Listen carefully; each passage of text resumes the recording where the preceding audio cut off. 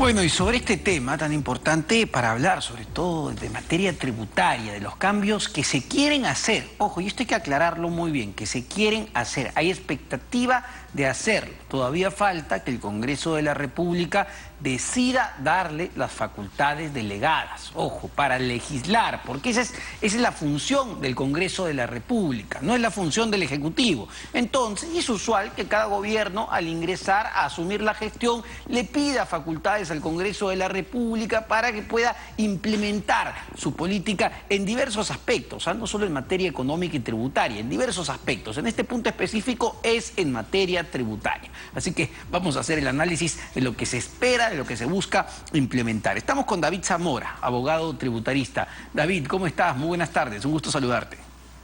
Hola Omar, ¿qué tal? Mucho gusto. Nuevamente un gran saludo a todos los televidentes de RPP.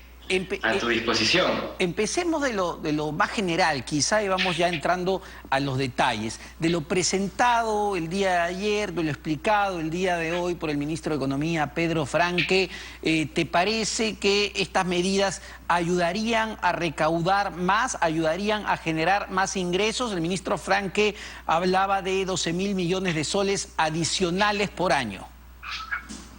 Mira, parece que al ministro le pica mucho el ojo, ¿no? Porque ha dicho que estas medidas se van a dar como que ha visto mucha gente en la calle con carros muy bonitos y que por eso hay que pagar más impuestos.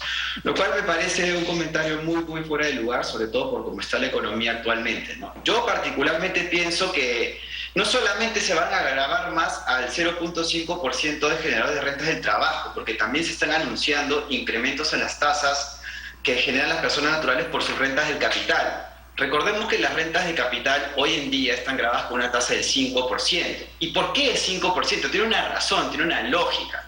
Que estas rentas de capital son rentas de excedentes que generamos las personas, es decir, de ahorros. ¿A qué te refieres, David? Y esto sí es bien importante para que la gente lo entienda, a rentas de capital. ¿Quiénes son los que tienen rentas de capital? ¿Es el trabajador que está en planilla? ¿Es el trabajador que pasa recibo por honorario? ¿Quién genera renta de capital? Las rentas de capital, Omar, son aquellas que provienen de los activos que uno puede adquirir. Por ejemplo, los inmuebles. Cuando uno compra un inmueble para alquilarlo, está obteniendo una renta de capital. Ha invertido en un inmueble justamente para dotarse de ingresos a través de ese mecanismo. O también cuando alquilas un inmueble, está generando una renta de capital. Son rentas de tus excedentes, por eso te decía, ¿no? La tasa de 5% que se aplica a este tipo de rentas busca incentivar el ahorro, ¿correcto? El 5% también se grava a las ganancias por las que uno genera en la bolsa de valores, ¿no? Invierto en la bolsa y si hago una ganancia, también tengo pago 5%. ¿Fondos mutuos, por ejemplo, donde mucha gente invierte también?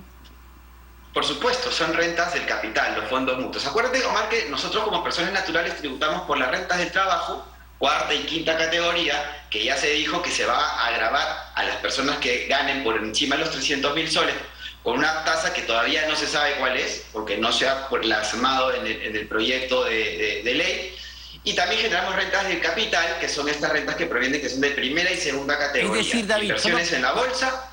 Solo para que quede bastante claro, es decir, si yo tengo, no sé, construí, pues, ¿no? Y tengo un departamento ahí y lo alquilo, voy a pagar más impuestos por ese alquiler. Si yo tengo invertido mis ahorritos en fondos mutuos o por ahí tengo la suerte y tengo unas acciones en la bolsa, también voy a pagar más impuestos. Con el anuncio que ha hecho el ministro parece que de 5% se eleva a 10%.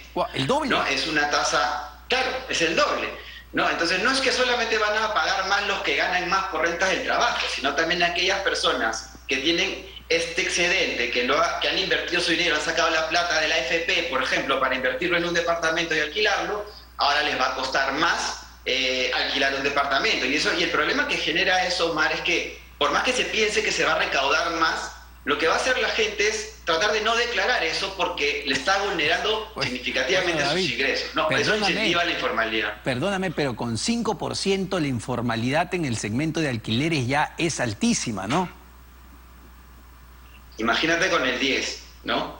Imagínate con el 10. Entonces, eso que se piensa recaudar, que dice el ministro, no creo que se llegue a dar porque ya ha pasado en anteriores gobiernos que se ponen más impuestos y lo único que se hace es generar más informalidad y no se ataca la informalidad. Se termina presionando más a los que siempre pagan impuestos. Ahora, si me dicen, a ver, que los que ganan al año más de 300.000 soles paguen un poco más, no parecería tan descabellado, ¿no? 300.000 soles al año, ¿de cuánto estamos hablando? Estamos hablando de una persona que ya pertenece a una clase media alta, más o menos, ¿o no?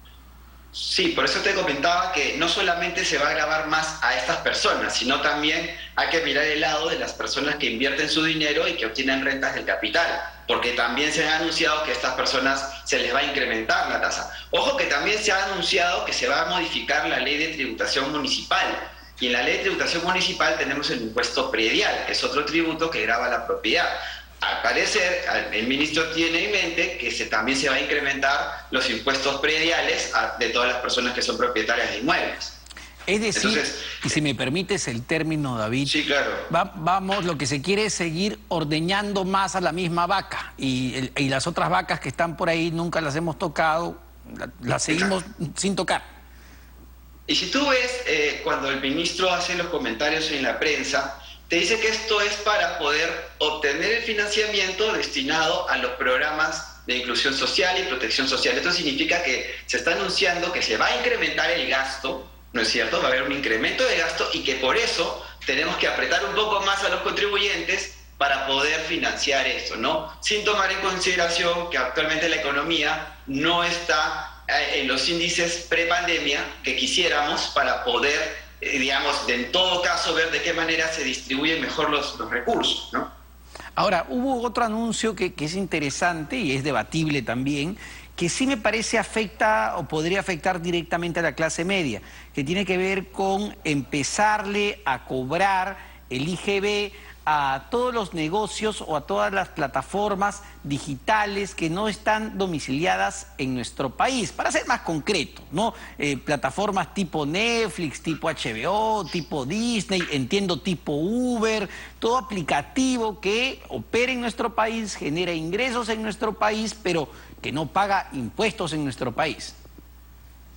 Exacto. Esto viene ya de una recomendación de la OECD, ojo, que en todos los países donde se dan estos negocios a nivel multinacional, pero que son prestados a través de Internet a consumidores finales, no está obteniéndose la recaudación en los países donde se están produciendo estos beneficios. Entonces lo que ha hecho la OECD es recomendar que se haga a través de un mecanismo de imposición al consumo. De esta manera se busca recaudar en el país donde se consumen estos servicios el IGB, en este caso, por estos productos de streaming. Lo que pasaba antes, Omar, es que la ley del IGB no contemplaba como supuesto grabado de las personas o consumidores finales el uso de estos servicios. Entonces, lo que necesita todo país que quiere grabar con un impuesto como este a las plataformas, necesita una modificación de la ley del IGB. Y por eso el ministro está pidiendo facultades, ¿no?, para hacer esta modificación que permita generar las condiciones operativas para poder recaudar. Y ya lo hemos conversado, y esto va a ser a través de los bancos, ¿no? Los bancos en las tarjetas de crédito van a ser seguramente los encargados de cobrarnos este IGB, pero lo cual va a incrementar de alguna u otra manera los costos financieros de los bancos, porque te van a cargar un poquito más de comisiones, porque el banco también tiene que destinar recursos a la administración y la recaudación de este tributo. Eso es lo que me preocupaba principalmente, David, sobre todo el impacto que esto puede tener, insisto, en las personas que cada vez son más en el país, que tienen o que usan los servicios de plataformas digitales tipo Netflix, Disney, HBO, Uber, o cualquier aplicativo, ¿no?, que no paga impuestos en nuestro país, porque estamos hablando de empezar a cobrarles el 18% de IGB, que claro, está bien, no diría, bueno, si generan ingresos acá, que paguen pues los impuestos acá, pero de todas maneras esto se termina trasladando al bolsillo de los consumidores, o no necesariamente, como dice el ministro de Economía. Lo que pasa es que cuando hablamos de un impuesto tipo IGB, tipo IVA, terminas trasladando este impuesto al consumidor final, que es un poco el objetivo del IGB, ¿no? Y sí, pero no hay que pensar solamente en términos del IGB, sino también en las comisiones que el banco va a tener que ajustar para poder sostener la administración y la recaudación de este impuesto. De hecho, va a costar un poco más y eso podría desalentar de alguna manera la presencia de estas plataformas en nuestro país, y tampoco se quiere, ¿no? Porque de hecho son entretenimientos que uno también necesita tener porque estamos en una situación un poco complicada, la gente está un poco encerrada y imagínate no tener un Netflix o un Spotify o lo que fuere. Y no sé si sea el mejor momento de seguir aumentando el costo de vida de las personas, ¿no? Ya estamos pagando más por el pollo, la gasolina, el aceite, el balón de gas, es decir, también subirle el costo de estas plataformas que son de entretenimiento, pues ya de todas maneras termina afectando el bolsillo. Quería pasar a otro segmento sensible y muy importante, ya que tiene que ver más bien con lo macro, la minería, que también se había anunciado cambios al esquema tributario para las mineras. Lo que ha dicho el ministro es que se busca aumentar la tasa del impuesto a la renta en minería, pero aplicará a empresas con más de 80% del margen operativo. Bueno, ahí ya nos perdimos porque ya es muy técnico, pero ¿a qué mineras se le quiere cobrar más? Acuérdate, Omar, que en el plan de gobierno de Perú Libre se anunció una inversión del reparto de la riqueza producto de la actividad minera, ¿no? Se anunciaba que la minería deja muy poco en el Perú y que debería ser como titular de los recursos el Estado quien reciba más.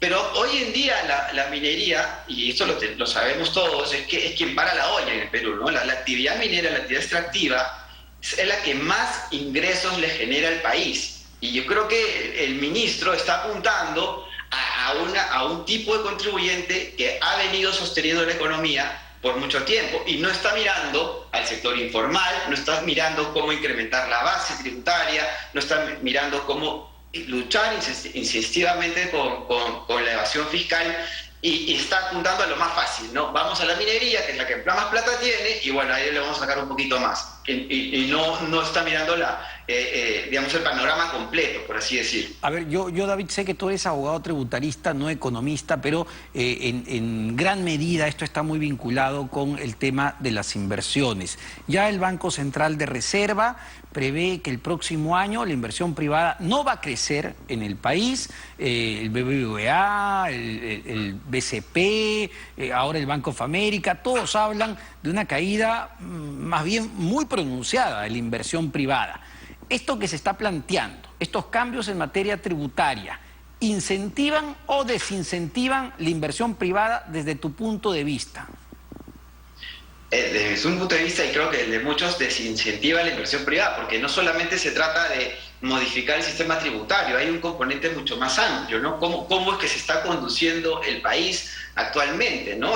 Vemos que hay mucho conflicto a nivel de gobierno, no hay una confianza que se le pueda dar al empresario, y el empresario analiza las cosas en función de predictibilidad.